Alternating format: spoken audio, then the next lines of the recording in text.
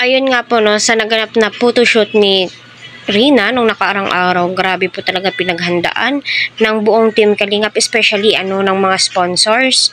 Si Ate Rhoda, grabe, napaka-bless nga po ni Rina sa anuman pong bagay.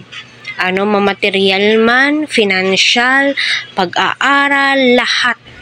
No, masasabi mo, sa kabila ng pinagdadaanan po niya, may mga taong handang sumuporta, handang gumastos para sa dalaga. Kita nyo naman po, my God, tinalo po talaga ni Rina yung mga key angels na napabirthdihan ni Kalingap Prab. Grabe po yung pagmamahal ng mga sponsors, viewers.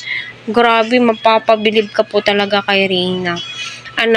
So ramdam naman po natin kung gaano ka-thankful si Rina sa mga tulong na natatamasa niya, binibigay po sa kanya. So naway panoorin po natin ang uploaded video ni Kalingap Prab. Kita po natin kung gaano kaganda si Rina. Grabe, limpak-limpak na pera yung naipon po ni Rina na ibinigay nga po ng kanyang mga sponsors. Napaka-bless mo, Rina. So, di naman po natiway kumbaga yung mga tulong. Kasi kita naman po natin yung pagpapahalaga, importansya, lahat ramdam na ramdam kay Rina kung gaano po siya ka-thankful.